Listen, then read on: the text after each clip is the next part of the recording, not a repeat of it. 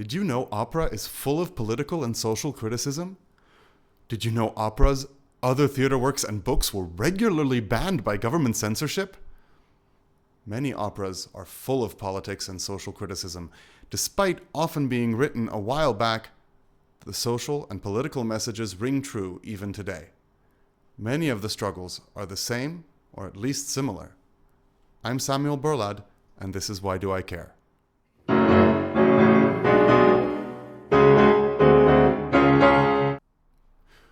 Welcome to another episode of Why Do I Care? Alcindoro de Mittono is an old and wealthy state councillor and Musetta's sugar daddy. He escorts her to Café Momus, where, as we've seen in the episode about Musetta, the link is below by the way, she immediately attracts the attention of her old lover Marcello. On the pretext that her shoe hurts her, Alcindoro is sent off to the cobbler to have it adjusted. He returns, his mission completed, to find that not only has she left with Marcello and his friends, but that they have left the bill for their meal for him to pay. Alcindoro is one of the two characters in La Bohème that represent different classes than the main characters, the other being Benoit, the landlord. Alcindoro is some sort of nobleman, in other words, he's upper class, a state councillor no less. He doesn't seem to mind having a working class mistress though, and being completely open about it. He is portrayed as inept, fat, and pompous.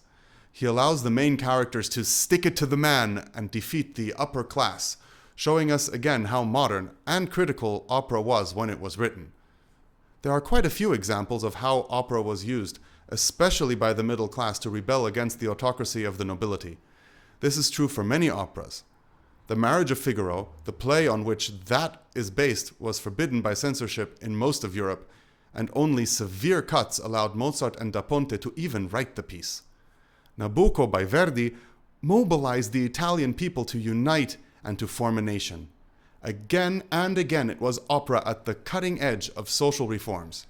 So also La Bohème, by putting the poor, working classes at the forefront of the opera and showing us their lives and their problems almost unfiltered. And remember, Rodolfo works for a socialist paper? La Bohème is set in the 1830s, during the reign of King Louis Philippe, the penultimate monarch of France. Of course, he became king only after the French Revolution of 1789, the Terror, Napoleon Bonaparte, the restoration of the monarchy. Well, you know, there was a lot of chaos in France and in Europe back then, generally. Louis Philippe had been raised a bit more liberally than most nobles of his day, and he originally rose to the throne promising a constitutional monarchy and to be the king of all French, le roi des Français. This is diametrically opposed to his predecessors who considered the throne their God-given right and all of France their property. Or, like Napoleon, who just declared himself emperor. The people loved Louis Philippe. That is until he got a little too comfy on his throne and he got himself kicked out in 1848, something that sparked yet another wave of revolutions across Europe, notably in Germany, and a financial crisis in France. The political and social messages are part of the DNA of many of great works of art, especially in theater and film. Such global hits as Avatar or even Harry Potter are full of social and political commentary and criticism. It may often go unnoticed by some, but it's an essential job of the arts to hold up the mirror to society. And La Bohème does this beautifully. The problem is that Puccini himself was known to be apolitical.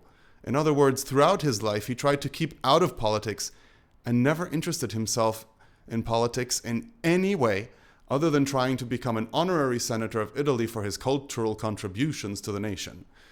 I guess sometimes an artistic work can just speak for itself. I hope you enjoyed learning about Alcindoro and the political nature of La Bohème. If you did, please like this video and subscribe and follow me for more about why you should care about opera. Let me know what you think down in the comments.